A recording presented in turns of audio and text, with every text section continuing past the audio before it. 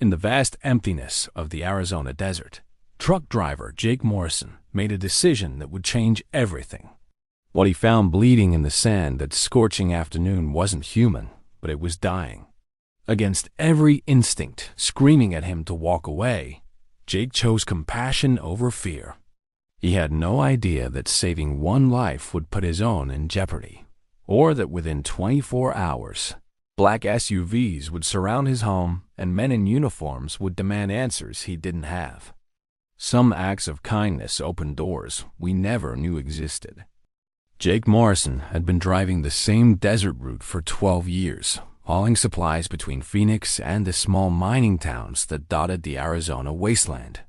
He knew every curve, every mile marker, every place where the heat played tricks on your eyes.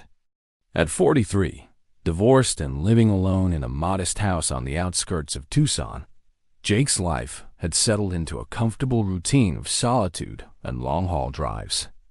He liked it that way, no complications, no surprises, just the open road and the reliable hum of his engine.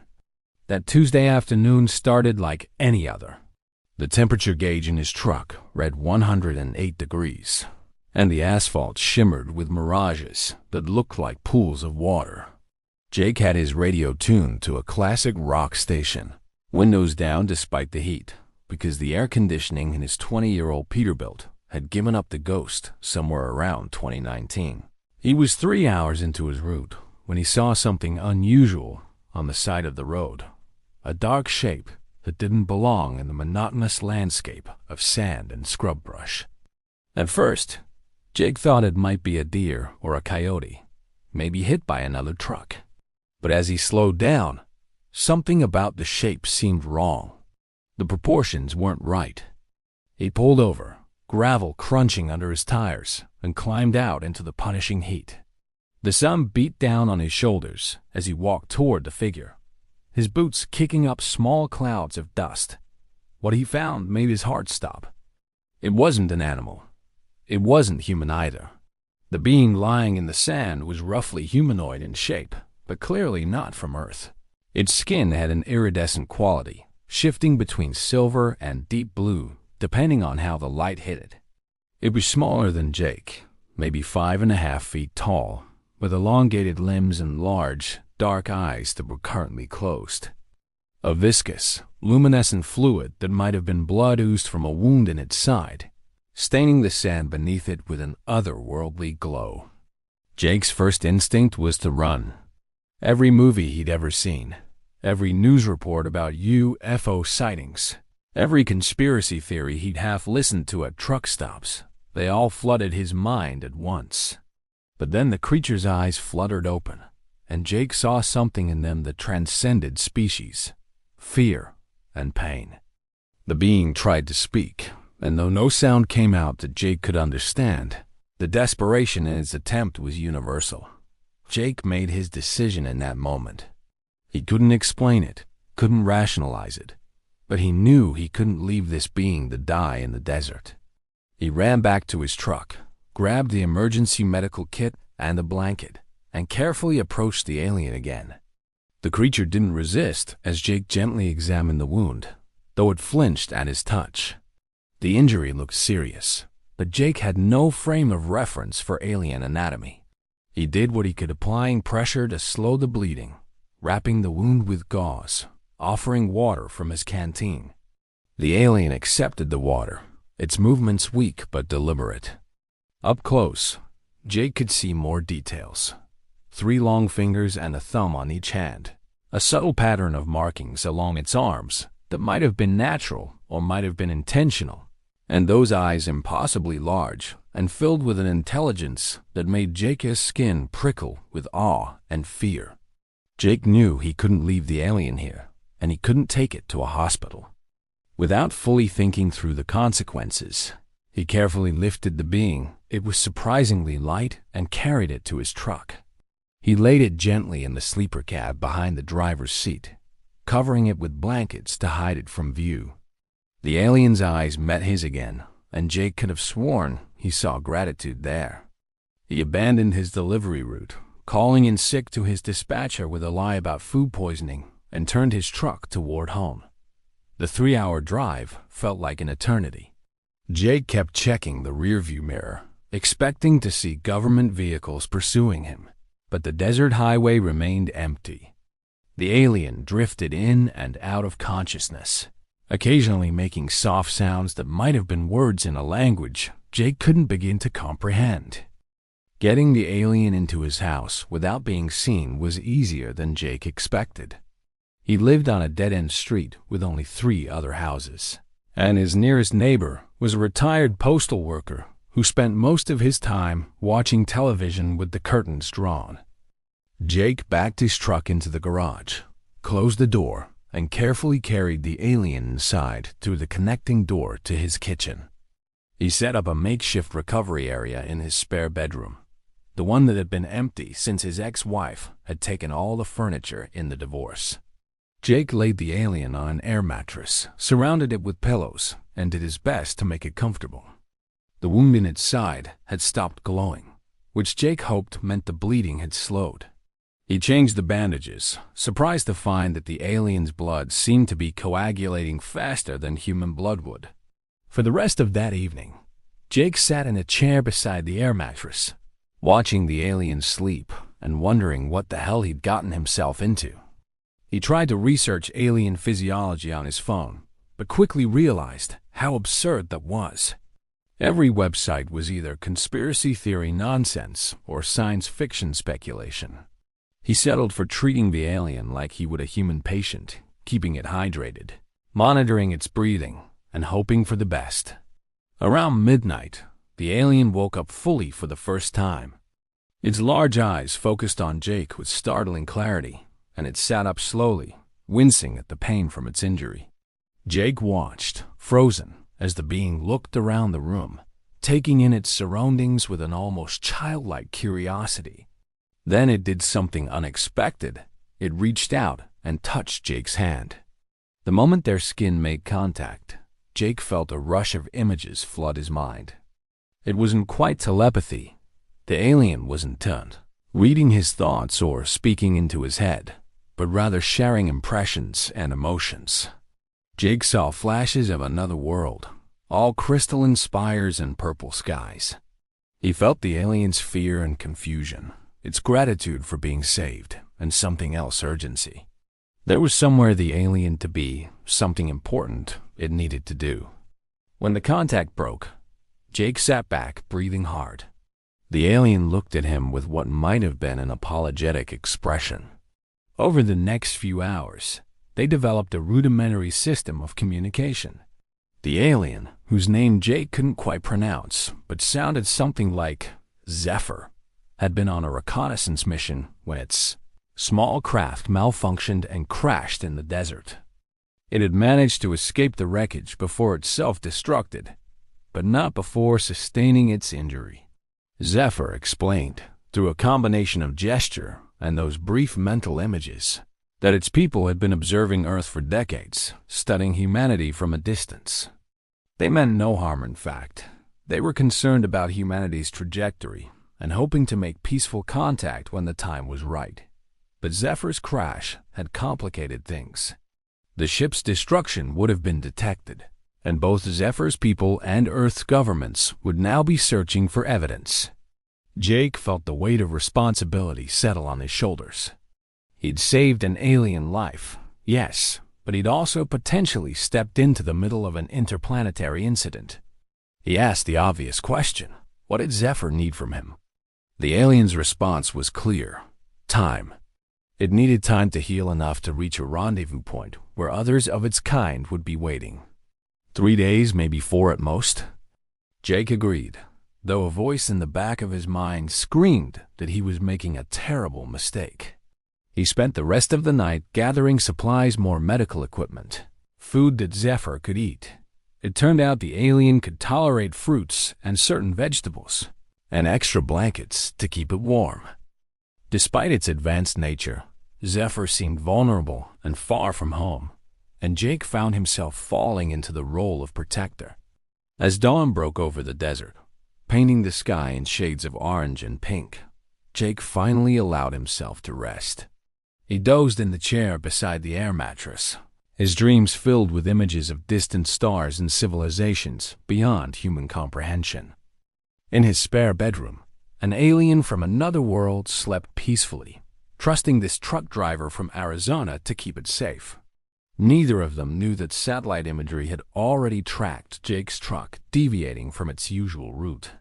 Neither of them knew that specialized algorithms designed to detect anomalous behavior had flagged his vehicle's movements. And neither of them knew that at that very moment, a classified facility 200 miles away was preparing a team to investigate what they suspected might be evidence of extraterrestrial contact. Jake Morrison's quiet life was about to end, and he had less than 24 hours before everything changed. Jake woke to the sound of knocking. Not gentle knocking, but the authoritative pounding of someone who expected their demands to be met immediately. He jerked upright in the chair, his neck stiff from sleeping at an awkward angle, and glanced at the clock 8:30 in the morning. He'd been asleep for maybe 3 hours. The knocking came again, more insistent this time, followed by a voice. "Jake Morrison? This is the Department of Defense. We need to speak with you. Open the door, please." Jake's blood ran cold. He looked at Zephyr, whose eyes had snapped open at the sound. The alien's expression conveyed pure alarm. In that moment, Jake made another split-second decision that would define everything that followed. He moved quickly to the bedroom door, closing it quietly behind him, then walked through his house to the front door. Through the peephole, he saw exactly what he'd expected: 2 black SUVs parked on his street, 4 people in dark suits standing on his porch, and several others positioned around his property. He opened the door but left the security chain attached, creating a small gap. "Can I help you?" The woman standing closest to the door held up an identification badge. Colonel Sarah Chun, Department of Defense, Special Projects Division. She was in her mid-40s, with short black hair and eyes that missed nothing. "Mr. Morrison, we need to ask you some questions about your activities yesterday. May we come in? What's this about?" Jake tried to keep his voice steady.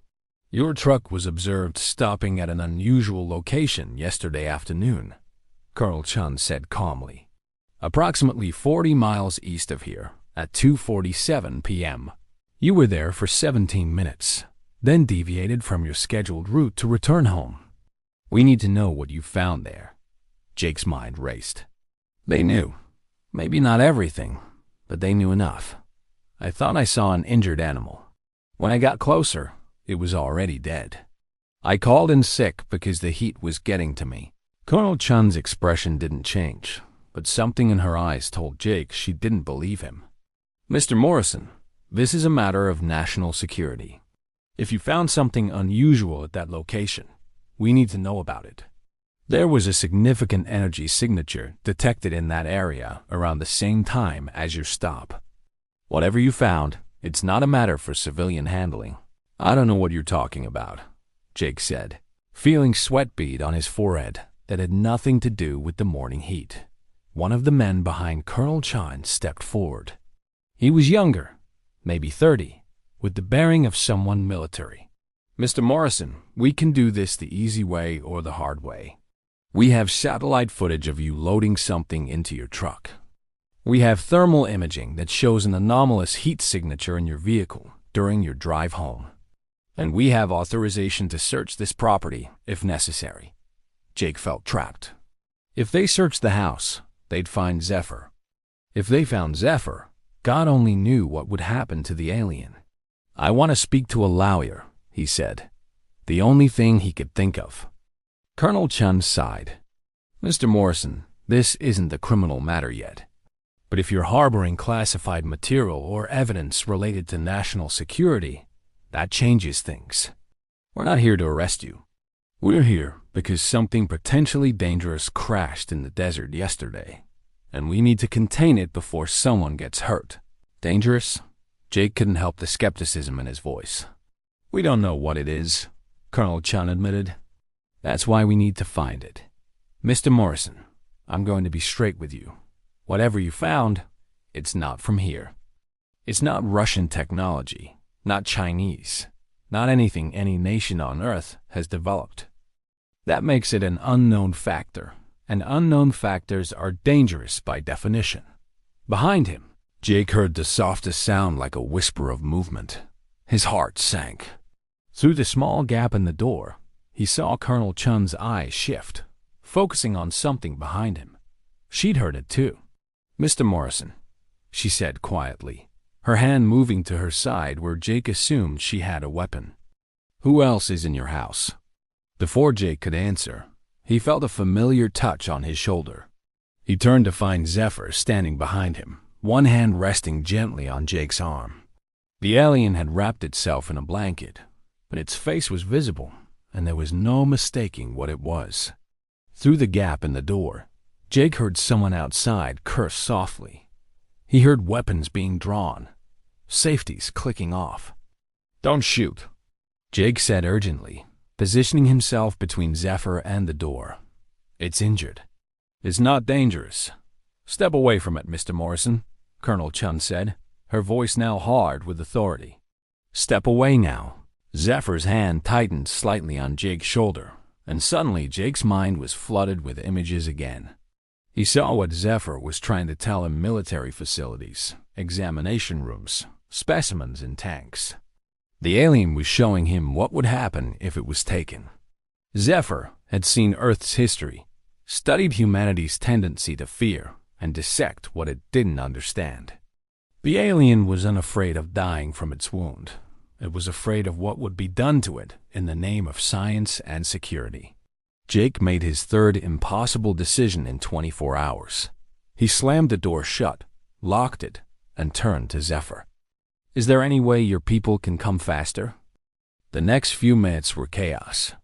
Jake heard Colonel Chun shouting orders outside, heard vehicles moving, heard what sounded like more people arriving. He grabbed Zephyr's arm, carefully, mindful of the injury, and led the alien through his house to the back door. His property backed onto empty desert, and if they could make it to his truck in the garage, maybe they could buy some time. "I know you're scared," Jake said, though he wasn't sure if Zephyr could understand his words or just his intent. "I'm scared too, but I'm not letting them take you." They made it to the garage, but as Jake reached for his truck keys, he heard vehicles pulling into his backyard. They were surrounded. Through the garage's small window, he could see armed personnel taking positions around his property. These weren't just bureaucrats, they were soldiers, trained and ready for a confrontation. Zephyr touched his arm again, and this time the images that flooded Jake's mind were different. The alien was showing him a cave system about 10 miles into the desert, where Zephyr's ship had crashed. There were tunnels there, places to hide, and more importantly, that's where Zephyr's people would come looking. But they'd never make it 10 miles on foot, not with soldiers surrounding the house, and Zephyr still weak from its injury. "We need a distraction," Jake muttered, thinking aloud. His eyes fell on his workbench, cluttered with tools and equipment from his years of maintaining his own truck. An idea formed, dangerous and probably stupid, but it was all he had. Working quickly, Jake grabbed a can of starting fluid, some road flares, and a length of chain. It wasn't much, but it might be enough. He moved to the garage door control, his hand hovering over the button. "When this door opens," he told Zephyr, "run straight out and head for the desert. Don't stop, don't look back. I'll catch up." Zephyr's large eyes studied him, and Jake felt a wave of gratitude and concern emanating from the alien. It didn't want Jake to sacrifice himself, but it also understood they were out of options. Jake took a deep breath, said a quick prayer to whatever might be listening, and hit the button. The garage door began to rise with a mechanical whine. The moment there was enough clearance, Jake lit the road flares and threw them out into the driveway, following up with a spray of starting fluid that ignited in a dramatic wall of flame. It wasn't dangerous.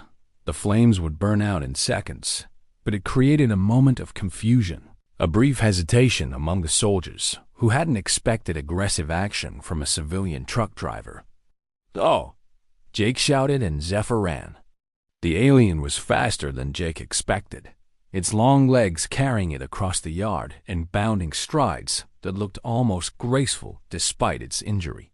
Jake followed, grabbing a shovel from beside the garage door, not much of a weapon, but better than nothing.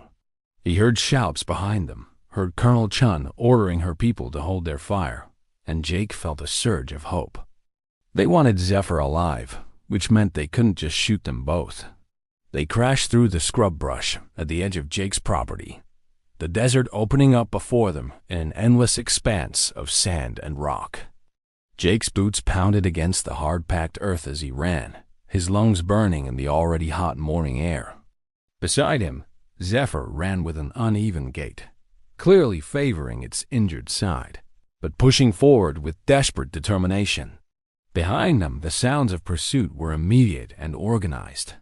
Jake risked a glance back and saw at least 6 soldiers giving chase, with vehicles beginning to maneuver for a flanking approach. They wouldn't outrun them. Not like this. Not for 10 miles. "We need another plan," Jake gasped, his 43-year-old body reminding him that he wasn't built for sprinting through the desert. Zephyr suddenly veered left, heading toward a rocky outcropping that Jake had seen 1,000 times, but never paid much attention to. As they got closer, Jake saw what Zephyr had noticed: a narrow gap between 2 large boulders, barely wide enough for a person to squeeze through. The alien slipped into the opening, and Jake followed, sucking in his gut to fit through the tight space. They emerged into a small canyon, hidden from view by the angle of the rocks. Zephyr immediately began climbing, using handholds that seemed almost designed for the purpose, moving up the canyon wall with an agility that suggested familiarity. Jake followed as best he could, his hands scraping against hot stone, his muscles screaming in protest. They climbed for what felt like forever, but was probably only 2 or 3 minutes, until they reached a small cave opening about 30 feet up. They crawled inside, just as they heard their pursuers reaching the canyon below. Jake pressed himself against the cool cave wall, his chest heaving, his heart pounding so hard he was sure it could be heard echoing off the stone. Beside him, Zephyr was breathing hard too, its luminescent blood beginning to seep through the bandages again from the exertion. "Contact," Jake heard someone say below. "We have evidence of 2 subjects entering this location, requesting permission to pursue into confined space." There was a pause, then Colonel Chun's voice crackling over a radio. "Negative. Hold position and establish perimeter. We don't know what else might be in there or what defensive capabilities the subject might have. Wait for specialized equipment." Jake and Zephyr exchanged a glance. They'd bought themselves time, but not much. The cave they were in appeared shallow, maybe 20 feet deep, with no other exits. They were trapped, and eventually the soldiers would come in after them. Zephyr touched Jake's hand, and this time the image was clear night. They needed to wait for nightfall, when Zephyr's people would come and when darkness might provide cover for an escape. Jake looked at his watch. It was barely 9 in the morning. They had to survive at least 10 more hours trapped in this cave, with the U.S. military waiting outside, before they had any chance of escape. He settled back against the cave wall, feeling the impossibility of the situation pressing down on him like the weight of the stone above. 24 hours ago, he'd been a truck driver with a simple life. Now he was a fugitive, hiding in a cave with an alien wanted by his own government. And somehow, despite everything, he didn't regret his choice to save Zephyr's life. The hours in the cave crawled by with excruciating slowness. Jake watched the narrow shaft of sunlight that penetrated their hiding place move across the cave floor as the sun tracked across the sky.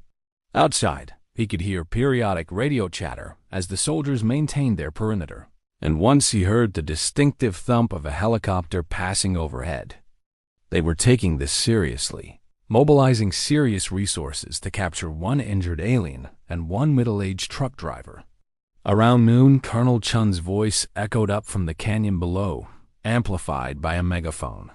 "Mr. Morrison, I know you can hear me. We've brought medical supplies and water. The being you're protecting is injured and needs proper treatment. Let us help." Jake didn't respond.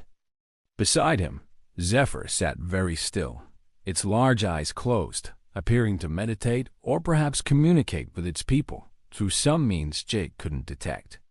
The alien's breathing had grown more labored as the day wore on, and fresh blood had soaked through the bandages despite Jake's attempts to change them with the limited supplies they managed to grab. "Jake," Colonel Chun tried again, her voice surprisingly gentle. "I've done some research on you. Honorable discharge from the Army. 12 years of safe driving. No criminal record. You're a good man who thought he was doing the right thing. But this situation is bigger than one person's conscience. That being represents first contact with an alien species. How we handle this will determine humanity's relationship with whoever sent it. Please, let us do this properly." Jake felt Zephyr's hand find his in the darkness of the cave. The alien's skin was cooler than it had been that morning, and Jake worried it was going into some form of shock. Through their touch, Zephyr shared more images, not of imprisonment and dissection this time, but of hope. The alien showed him ships approaching Earth, its people coming in response to Zephyr's distress signal. They would arrive after nightfall, but they would come. The afternoon stretched on. Jake shared the last of his water with Zephyr, watching the alien sip carefully from the bottle. His stomach growled with hunger, and his body ached from sitting on the stone floor. But these discomforts felt minor compared to what Zephyr must be experiencing. The alien's wound had begun to emit a faint glow again, which Jake had learned meant the blood was exposed to air. Not a good sign. Around 4 in the afternoon, they heard new sounds from below, machinery being moved into position, equipment being set up. Jake carefully crawled to the cave entrance and risked a quick look. What he saw made his heart sink. The soldiers had brought in portable lights, generators, and what looked like climbing equipment. They were preparing for a night operation, planning to come up after them once darkness fell. Jake retreated back into the cave and shared this information with Zephyr through gesture and expression. The alien understood, its face showing something that might have been resignation. Through their touch communication, Zephyr conveyed a new plan, and Jake felt his stomach drop at what the alien was suggesting. Zephyr wanted to surrender. Not really surrender, it was more complex than that. The alien wanted to create a diversion, to go down and allow itself to be captured, while Jake used the distraction to escape into the desert and make his way to the rendezvous point. Zephyr's people would then extract both Zephyr and Jake from whatever facility the government took them to. It was risky, relying on technology and capabilities Jake couldn't begin to understand, but Zephyr insisted it was the only way. Jake refused. He couldn't articulate why, not in any way that made logical sense, but something deep in his core rebelled against the idea of sacrificing Zephyr to save himself. He'd made a choice to protect this being, and he was going to see it through, even if that meant they both ended up in some underground lab being studied by scientists. They argued, as much as two beings from different worlds who couldn't speak each other's languages could argue. Zephyr tried to explain that its people could rescue it from any Earth facility, that Jake was the vulnerable one who needed to escape. Jake countered that he wasn't leaving Zephyr to face capture alone, that if the aliens' people were as advanced as they seemed, they could rescue both of them just as easily.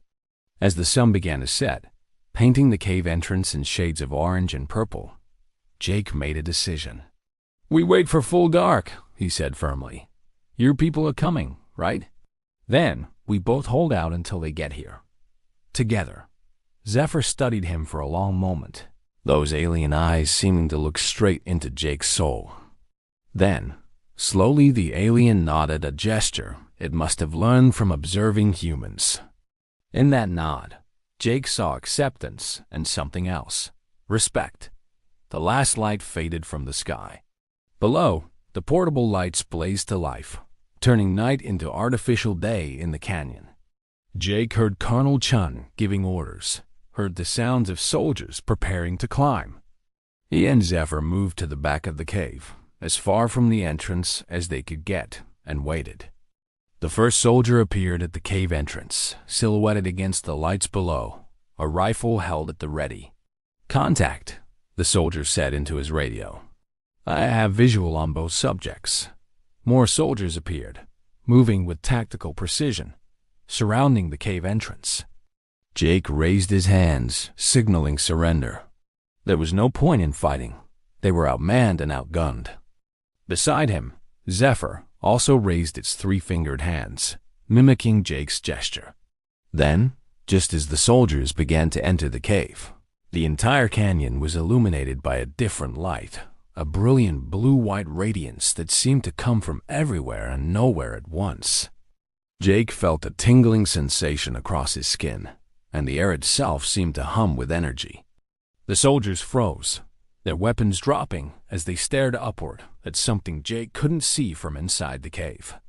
Zephyr's hand found Jake's, and through their touch, the alien sent one simple message: "They're here." What happened next would later be classified by the U.S. government and denied by official sources, but Jake Morrison would never forget a single detail. The blue-white light intensified until it was almost painful to look at, and Jake felt a sensation unlike anything he'd experienced, like his entire body was being gently lifted by invisible hands. Beside him, Zephyr's face showed relief and joy, the alien's large eyes reflecting the radiant light. Jake and Zephyr rose into the air, passing through the cave entrance and floating upward into the night sky. Below, the soldiers stood motionless, their weapons at their sides, staring up with expressions of awe and confusion. Curl Chun was among them, her face illuminated by the strange light, and Jake thought he saw something in her expression that wasn't entirely shock, maybe a hint of wonder, even hope. They ascended perhaps 50 feet before Jake could see the source of the light, a craft hovering silently above the canyon, its surface seeming to shift and flow like liquid metal. It was smaller than Jake had expected, maybe the size of a school bus, with no visible means of propulsion or any features that matched human aviation design. An opening appeared in its underside, and Jake and Zephyr were drawn gently into it. Inside, the craft was illuminated by soft, ambient light that seemed to emanate from the walls themselves.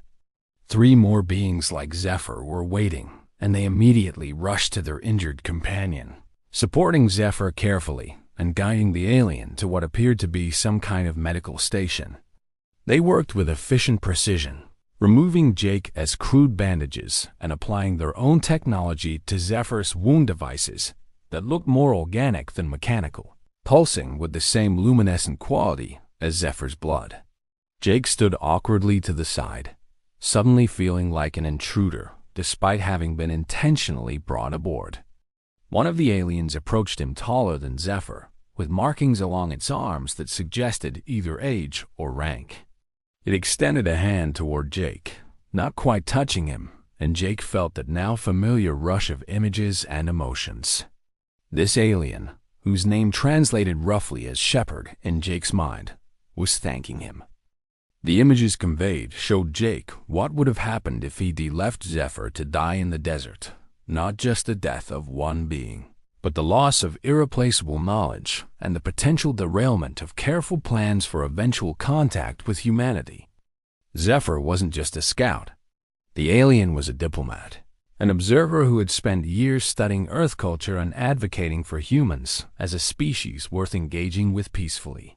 Shepherd showed Jake images of their world, a planet orbiting a binary star system with crystalline cities that grew rather than being built, where beings like Zephyr lived in harmony with technology that seemed almost alive. They were an old race, having achieved interstellar travel thousands of years before humans had discovered fire. They'd watched humanity evolve, seen the species' potential for both great compassion and terrible violence, and debated endlessly about when and how to make contact. Then Shepherd showed Jake something that made his breath catch images of Earth from space, beautiful and fragile, but also images of the challenges humanity faced. Climate change, political instability, wars over resources and ideology. Zephyr's people had been working quietly in the background, trying to help guide humanity towards solutions without interfering directly. Small nudges of inspiration to scientists, subtle interventions to prevent nuclear escalation during the Cold War, careful observation to understand human nature. And Jake, with his simple act of compassion, had become part of that story. By choosing to help Zephyr despite his fear, despite the risk, despite how alien the being was, Jake had demonstrated the quality that Zephyr's people believed would ultimately determine humanity's fate: ability to extend empathy across even the widest chasms of difference. The craft began to move, though Jake felt no sensation of acceleration. Through a section of wall that became transparent, he watched the Arizona desert fall away beneath him, the lights of Tucson twinkling in the distance. They were leaving Earth's atmosphere, he realized, with a mixture of terror and exhilaration. But then the craft changed course, descending back toward the planet's surface. They weren't taking him with them, not permanently.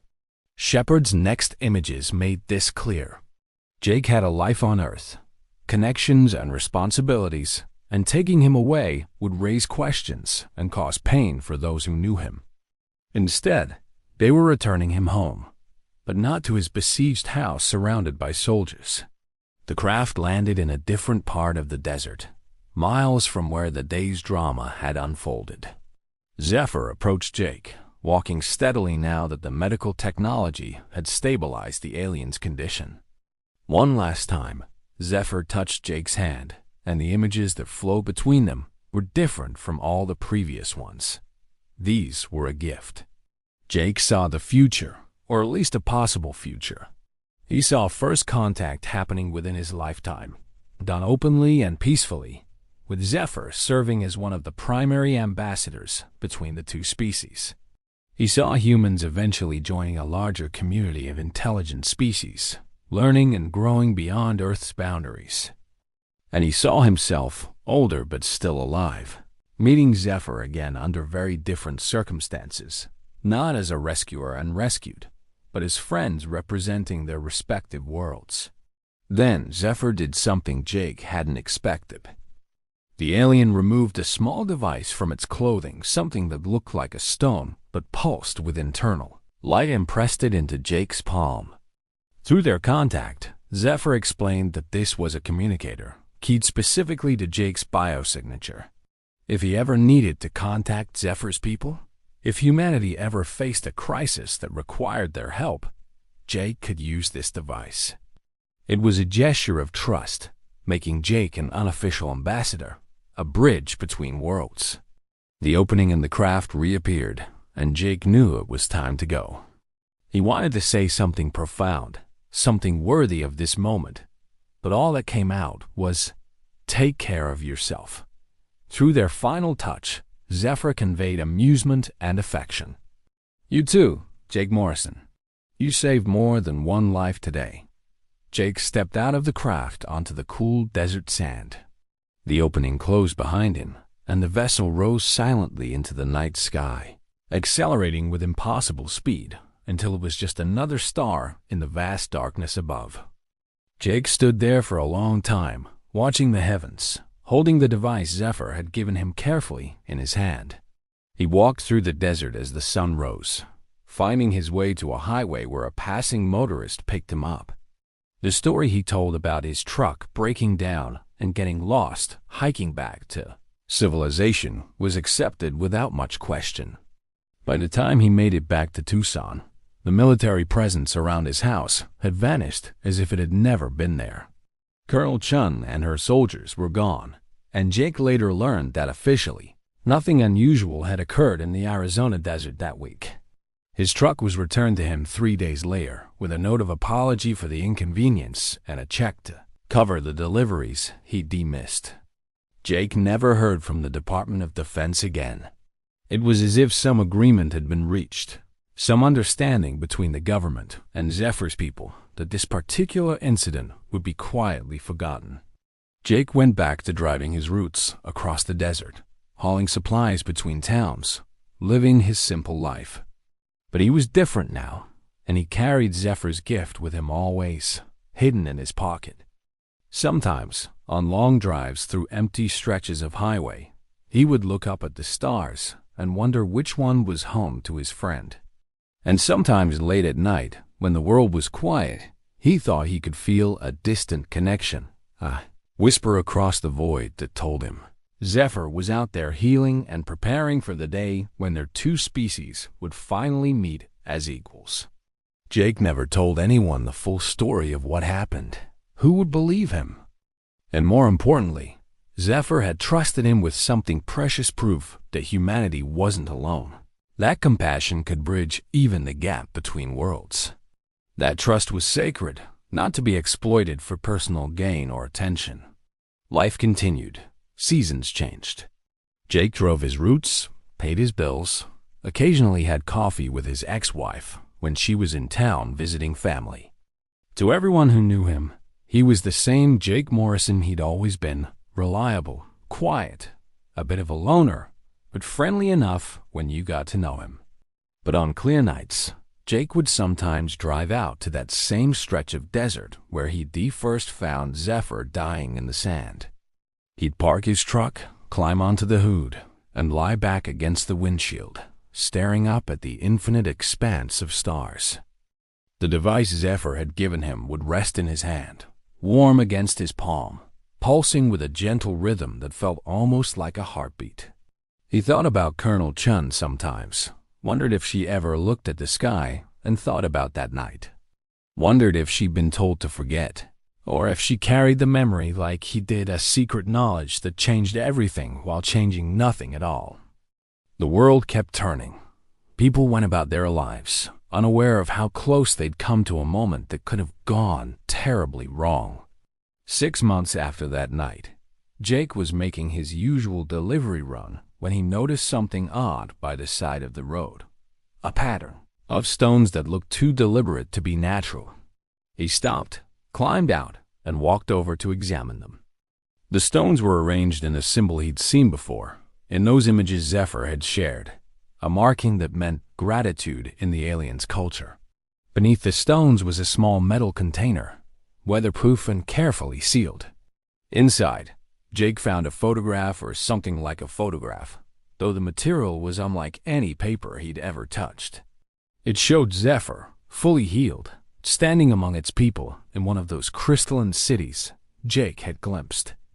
The alien was looking directly at the camera, or whatever device had captured the image, and though Zephyr's face was alien, the expression was unmistakably one of happiness. There was also a message, translated into English through some technology Jake couldn't begin to understand. It reads simply, "The wound has healed. The friendship remains. We will meet again, Jake Morrison, when the time is right. Until then, know that you gave humanity a gift more valuable than you realize. You showed us that your species is ready. Not today, perhaps, but soon. Watch the skies. Your friend Zephyr." Jake carefully placed the photograph and message back in the container, then tucked it into his truck's glove compartment where he kept his most important papers. He climbed back into his cab, started the engine, and continued down the highway, a slight smile on his weathered face. Years passed. Jake grew older, his hair turning gray, his body accumulating the aches and pains of a life spent driving. He eventually retired from trucking, bought a small property even further out in the desert where he could see the stars without any light pollution. He built a modest house with a large porch and spent his evenings sitting outside, sometimes with the device Zephyr had given him resting nearby, sometimes just watching the sky. He followed the news closely during those years, paying attention to reports of unexplained phenomena, of governments slowly releasing classified files about UFO encounters, of a gradual shift in public consciousness toward accepting that humanity might not be alone. He wondered if Zephyr's people were behind some of that shift, carefully preparing humanity for what was to come. On Jake's 68th birthday, something extraordinary happened.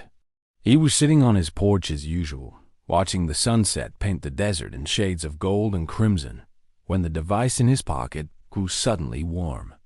Not burning hot, but noticeably warmer than it had ever been before.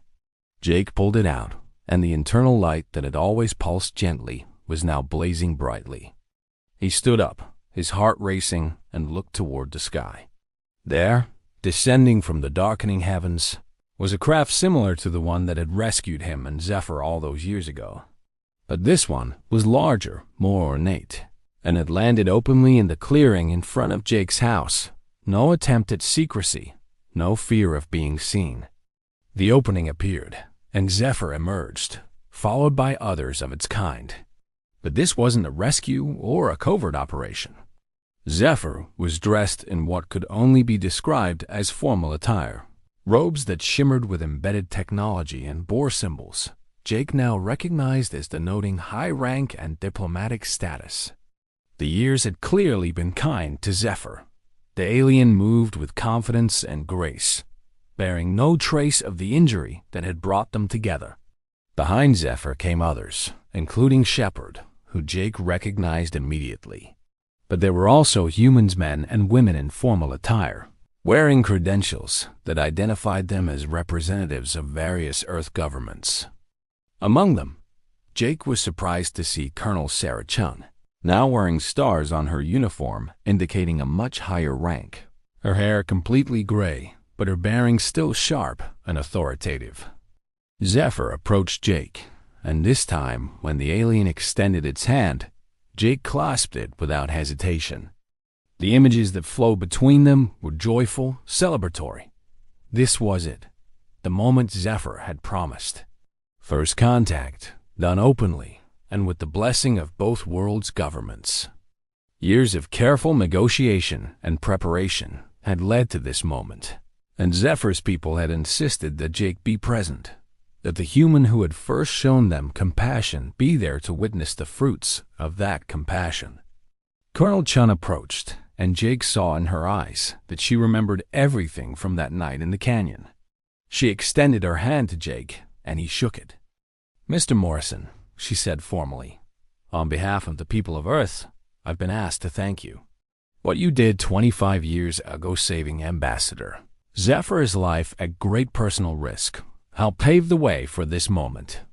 Your simple act of compassion demonstrated to our visitors that humanity, despite our flaws, possesses the fundamental quality necessary for joining the greater galactic community." Jake felt overwhelmed, tears prickling at his eyes. "I just helped someone who needed help," he said quietly. Anyone would have done the same. Zephyr squeezed his hand gently, and Jake felt the alien's response. No, not everyone would have. That's what made it matter. That evening, as the sun set completely and the stars emerged in their full glory, Jake stood with Zephyr and watched as more ships descended from the sky, not an invasion, but an invitation. Humanity's first steps into a larger universe were being taken, and Jake Morrison, a retired truck driver from Arizona who had once made a simple choice to save a life, was there to witness it all. The story of what happened that night would be told for generations, the night humanity officially joined the community of spacefaring species. Historians would analyze it, diplomats would study it, and children would learn about it in school. But for Jake, it would always be something simpler. The moment he learned that kindness ripples outward in ways we can never fully predict, and that sometimes the smallest acts of compassion can change not just one life, but the trajectory of entire worlds. As the celebrations continued around him, Jake looked up at the stars, no longer distant and unknowable, but suddenly full of possibilities and new friends. He thought about that scorching afternoon in the desert 25 years ago, when he'd stopped his truck to investigate something strange by the side of the road. He'd been terrified, confused, and had acted on nothing more than instinct and basic human decency. It had been enough. It had been more than enough. And somewhere in the vastness of space, on worlds orbiting distant stars, other beings looked toward Earth and knew that humanity was ready to take its place among them, not because of its technology or its weapons or its achievements, but because of people like Jake Morrison, who proved that compassion could transcend even the boundaries between species, between worlds, between the familiar and the utterly alien. The wound had healed, the friendship remained, and the future, vast and bright with possibility, stretched out before them all.